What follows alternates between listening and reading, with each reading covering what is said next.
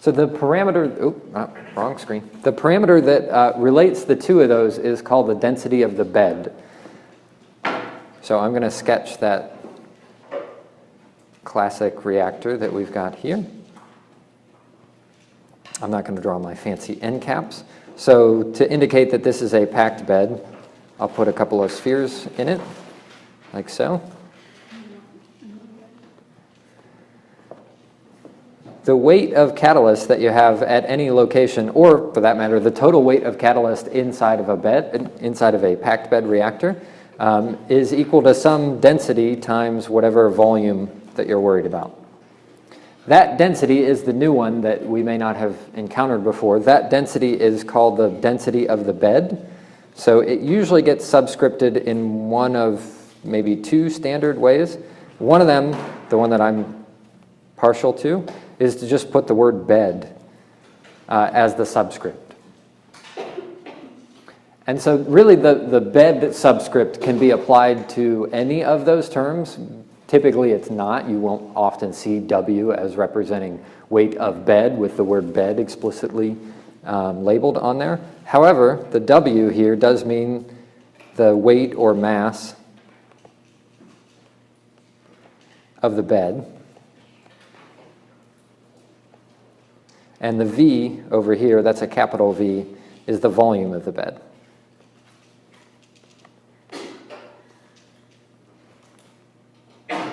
The units on row bed, the density of the bed, are typically kg, or as you will see, sometimes kg cat, per some sort of volume. I'm going to say it's cubic meters. It doesn't have to be cubic meters. It could be anything, some form of a density. The cubic meters that's in the bottom there is really talking about cubic meters of bed. How much bed have I been exposed to by going through some particular weight of catalyst? So the weight of the bed is a little bit, or sorry, the density of the bed is a little bit different from the density of the catalyst because the catalyst doesn't pack perfectly inside that bed. For example, if your bed were rectangular, which it's hard to draw a cross-section of a rectangular bed, or let's say it has a cross-section that's perfectly square. Maybe that's a little bit better. Right, let's say that was the geometry of your bed. And you wanted to pack this thing full of catalysts. And your catalysts were also cubes. That would be a really bad choice to put inside of a reactor that's shaped this way, because your catalysts then could fully pack inside your bed, right, with no space in between them. This would be a very bad bed. Right, you can imagine going through this entire thing, filling the whole bed up with those square particles. You fit an enormous amount of catalyst inside your bed, but you have completely closed off the bed. And so now I cannot get any flow to come in from the left and go out through the right, or right top to bottom, or whichever direction you're going. So it's not really a bug, it's a feature, right? The fact that the catalyst particles don't fit perfectly inside your reactor bed is desirable. The reason that it's desirable, which I'm going to pretend that these catalysts are now a little bit bigger because it's easier to draw. This is closer actually to the geometry of the one that's being passed around, is because there's spaces between those particles now. It's a little hard to draw in 3 dimensions, but that gas can sort of come in through here. Maybe it goes around behind this particle, and then it comes across this particle. Other gas maybe goes behind this one, behind that one, and comes out over here.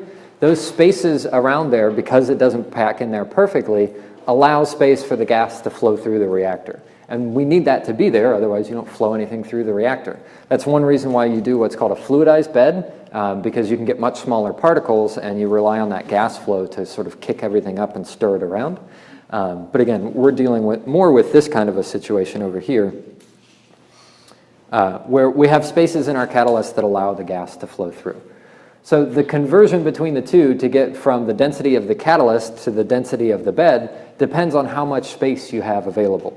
I'm going to switch over to another frame here.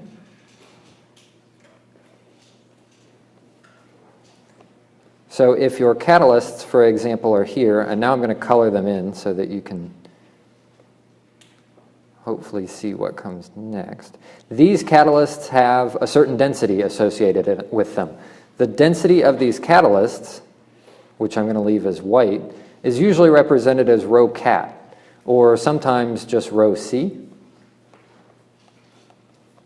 That still has units of kilograms per cubic meter. So that particular density would be the density of, for example, who's got my copper sphere? Hold that copper sphere up. Perfect, or the whole reactor. Where's the actual sphere these days? Somebody swipe the sphere. All right, I'm going to look for the sphere when we're done. The sphere itself has some density, right? Oh, you've got it? Yes, that. You can hold on to it. I don't need it back right now.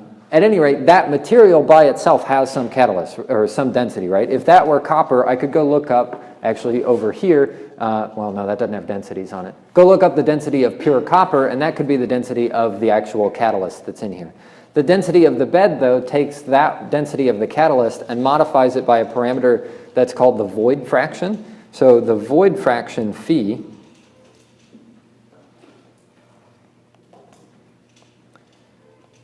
so that's Greek letter phi, or phi. This is called the void fraction. And that's kind of, I don't know, that's a pretty good name for it because it's the fraction of space inside the reactor that is empty.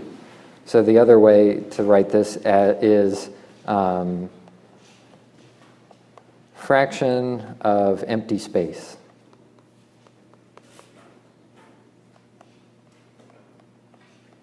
In your reactor.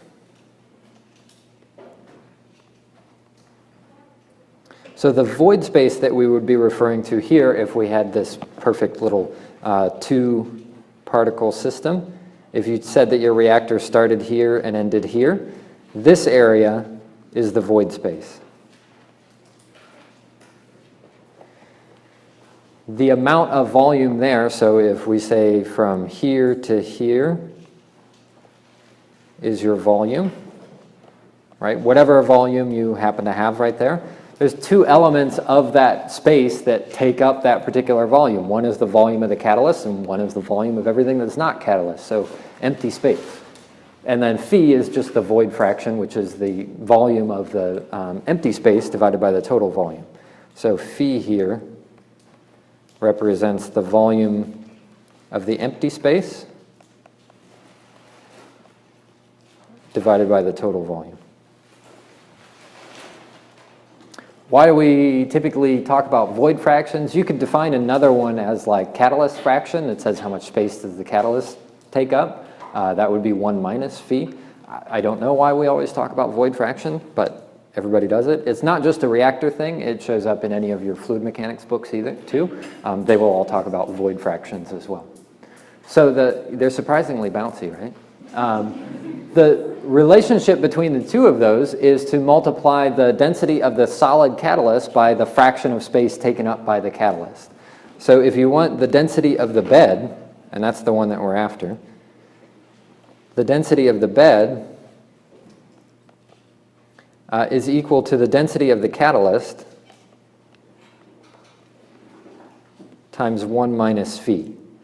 So this parameter, since phi represents the amount of void space, 1 minus phi represents the space filled by the catalyst. Or specifically the volume, but I'm using space and volume interchangeably here. So this is the space filled by the catalyst. How do we measure something like that? Pretty easily. We find a reactor or a cylinder or something of whose total volume we happen to know. It could just be a graduated cylinder. We dump the catalyst particles in there and we measure the volume that it took up, and then we measure the mass of the catalyst that was in that particular volume, and now we've got our bed density. If you then also know the density of the catalyst, so you just take a single catalyst particle and figure out its density, you can back out what the void fraction would be for something like that. Because a lot of our packings are random, the specific value of phi can vary quite a bit depending on how you dump those things into your reactor. If, for example, you just take a solid cylinder and dump things in randomly, there's actually a name for that. It's called a random or a dumped packing. You can also structure your packing. So if you have something like a sphere, You dump those in there and you vibrate it a little bit, you'll actually get the spheres. Who's got my reactor now? Where's my big tube? You took my, got all the stuff over there. When the reactor came around, if you looked at some areas of the spheres where they had packed in, they looked like they had a pretty regular structure that was in there. If you've taken like a material science class or something where you learn how spheres can pack in, there's only like 2 or 3 different ways that you can structure a sphere inside there, and there's only one way that minimizes the volume.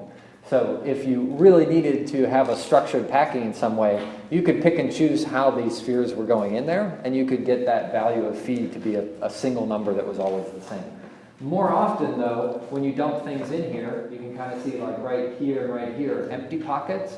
And so what you can do is measure this 7 or 8 or 9 different times and get an idea of the average void space. And that way, if you're a manufacturer of a catalyst particle, you could say, on average, if you just dump this stuff into a tube, you get a certain void fraction. But that number can vary a little bit depending on both the geometry of the particle and the geometry of the reactor itself, depending on whether or not they fit perfectly. But the phi value here, in terms of numbers that typically will show up, I guess that should be a blue.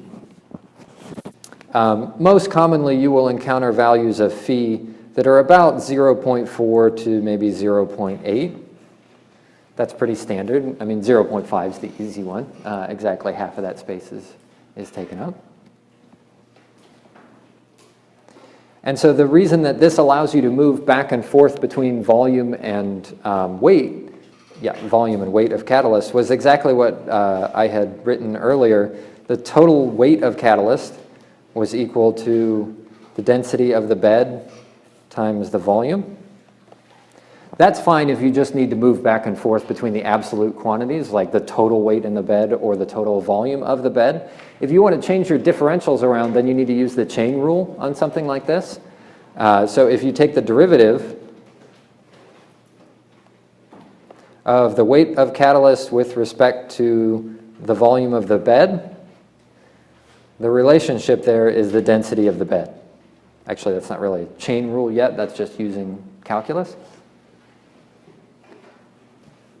And so now you can play around with these to go from, for example, df dv over to df dw by putting that row bed factor wherever you need it to be. So one way to do that, let me rewrite this just briefly underneath it. So another way to say that is dw is equal to row bed times dv.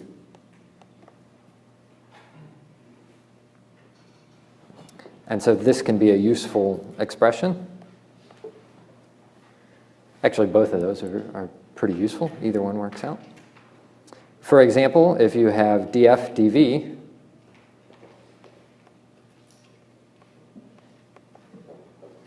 and you would like to write that in a different particular way, like in terms of w, you can replace the bottom one.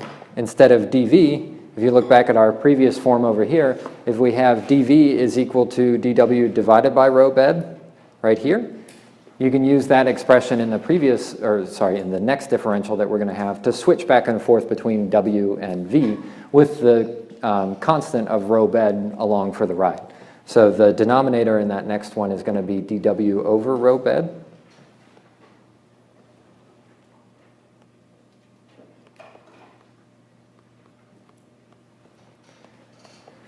Which would be another way of saying row bed times df dw. Assuming I move my algebra around. Yeah, that looks right. So that's how you can go back and forth between the two. Both of those would have to be then equal to Ri.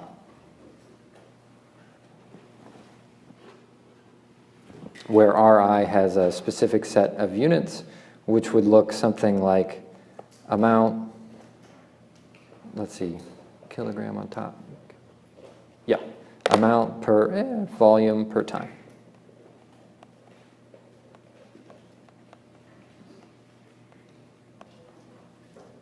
So for example, if you're given let's say the rate in terms of volume, but you know it to be a packed bed reactor, or sorry, the rate in terms of kilogram of catalyst, and yet you need to somehow represent it in terms of volume, which you'll need to do on the project. You can move around that row bed as needed to get one unit to cancel out to the other unit by doing exactly something like we've done here. So the key feature is they're interchangeable. If you're given things in terms of mass of bed, you can also write those in terms of volume of bed if you know the density of the bed. And the density of the bed is usually given to you in a lot of cases. So that's all the geometry that we have. All we were trying to do was figure out how do we define this density of a bed and where is it useful. That is where it was useful, and we just saw a moment ago how we define it. How is it used? I have an example problem. I don't think we've actually worked an example problem for a packed bed or a plug flow reactor, so we'll look at one of those real quick.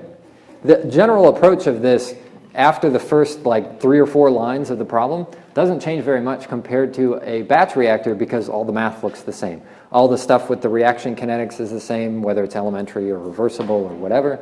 All the stuff with equilibrium is completely unchanged. The only thing that changes is whether we're talking about dF/dV, dF/dW, or dN/dt. It could be any of those. So let's take an example of a simple packed bed reactor.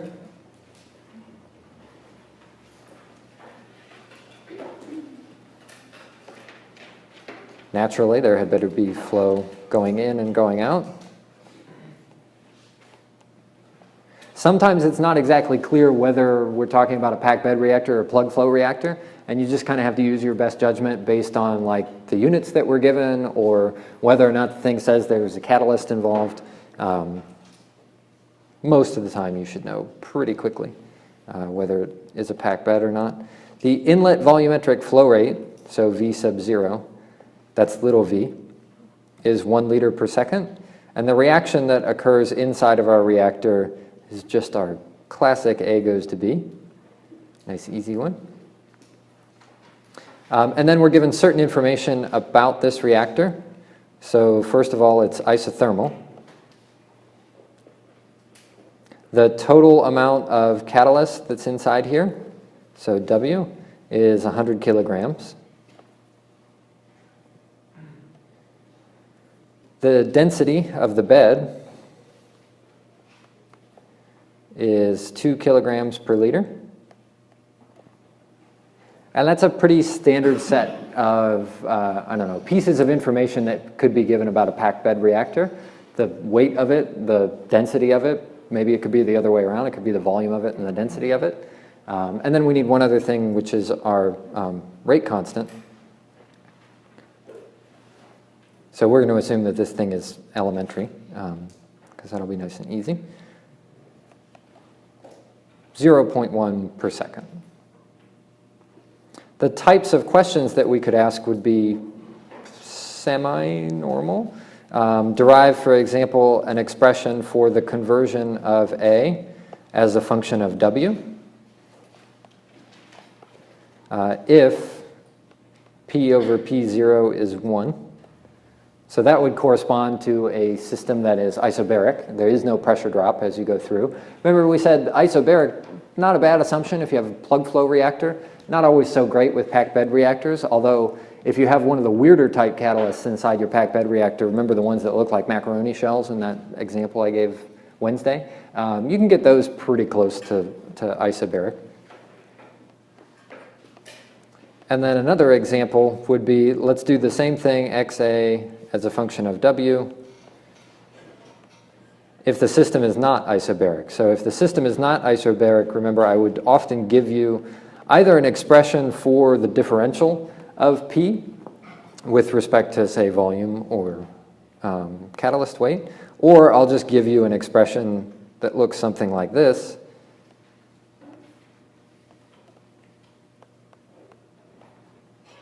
And have you use that directly.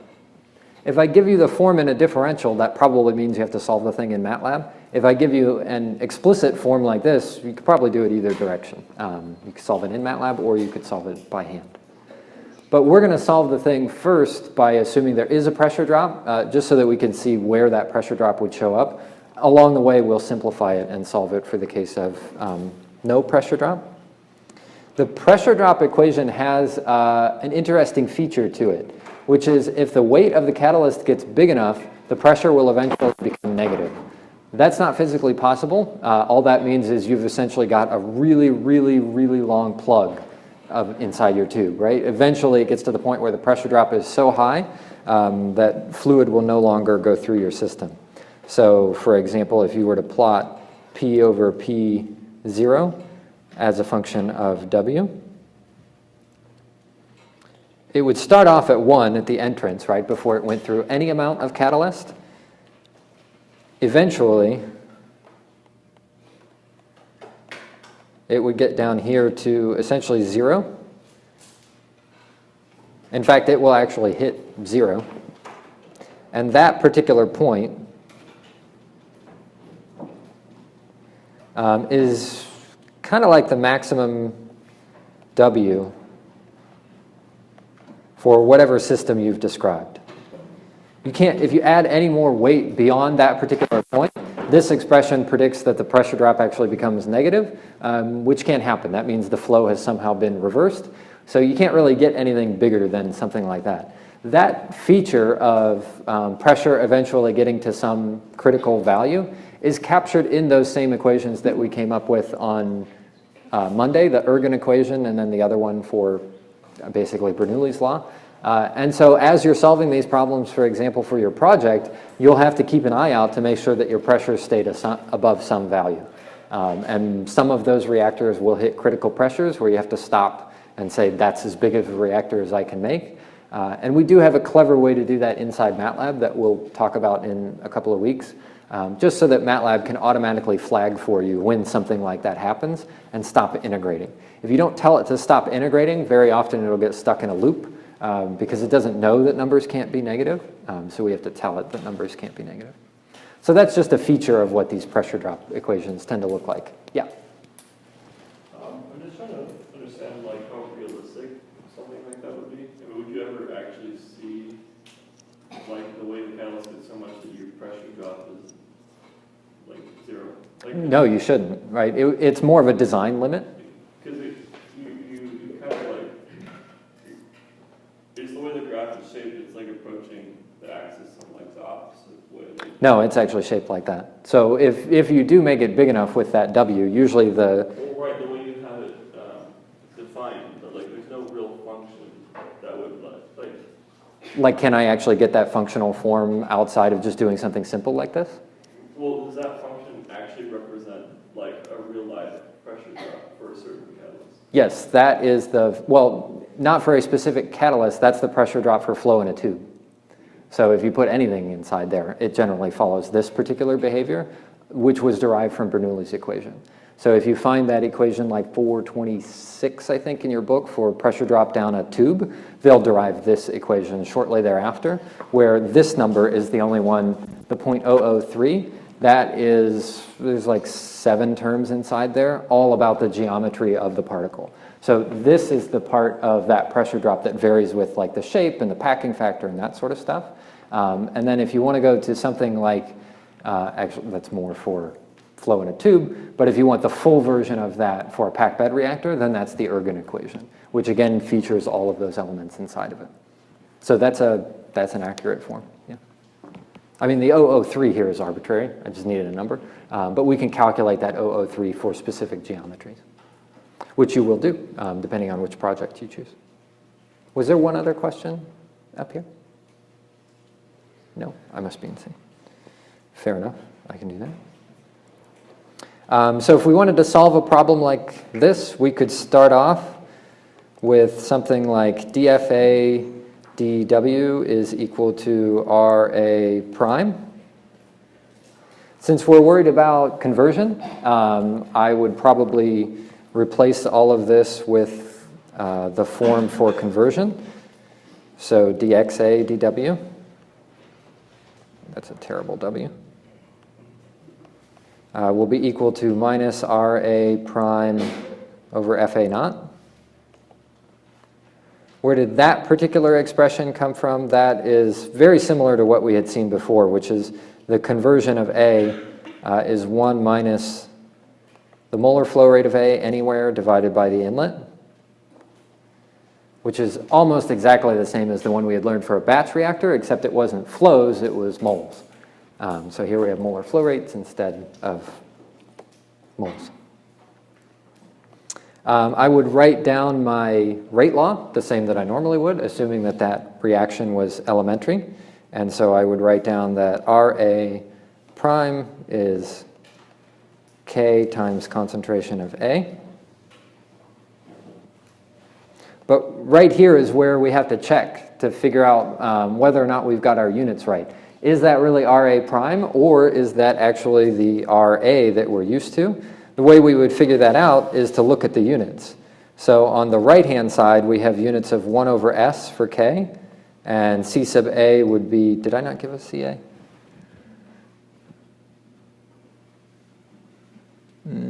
I'll have to back up. Oh, actually, no, I don't think we're going to end up needing it by the time we're all done. C sub A would have something like units of moles per liter. If this were given in terms of catalyst, then you wouldn't have moles per second per liter, you'd have something like moles per second per kilogram. So we need that density of the bed here in order to take this Ra, as we've written it here, and put it up here. The reason we need something for that is because this is given as Ra prime, and so that represents that this should be an amount per time per kilogram, or per mass of catalyst, and not an amount per time per volume. And so here is an area where we would need a density. One way to figure out where the density goes is to just make the units match up. So we know the density was given as 2 kilograms per liter. Right, that was our density that was there. So if I include the 2 kilograms per liter as basically a unit conversion, now I am actually writing this as Ra prime. That can be a little bit of tricky business. There's not really a way that we can define what that's going to look like before the problem statement comes along. The best way to check it is just look at the units. If the units don't appear to be off, if they look like they're off by a weight of a catalyst versus a volume, then you need a density of a catalyst, or a density of a bed in there somewhere. So now with that particular correction, we've got the density of the bed. So in other words, this Ra prime looks like Ra over rho bed. With a negative sign out front. So we can plug that into our expression up at the top. This is going to get a little bit lengthy. I'll try to keep it from getting terribly lengthy. dxa dw. According to what we just wrote up at the top, was Ra prime over Fa0. And we just learned that Ra prime minus Ra prime is Kca over rho bed times Fa0. And at this point, we've done all the unique work that is new or has changed at all from the stuff that we had learned before. The only step to go after this is to figure out how do we represent Ca, how do we represent Fa naught, how do we find a K, like through an Arrhenius expression or something like that, none of which has particularly changed from the previous stuff that we had learned. So if we wanted to know Kca, or sorry, K, we could go look up an Arrhenius expression. Maybe it's given to us at one temperature and we need to use an activation energy to scale it to some other temperature. None of those techniques have changed. In terms of inlet molar flow rates, you'd have to give like an inlet concentration or something like that. In terms of concentration, Ca, we can use that big form of Ca that we had seen before, but keep in mind we always have to use the really big form because volume is never constant. These things can always move around, which is to say the gas can always expand and contract along the axis. So Ca is Ca naught times 1 minus Xa, and then on the bottom is all that junk that we had learned previously, 1 plus Ya naught delta Xa times T over T naught times P naught over P.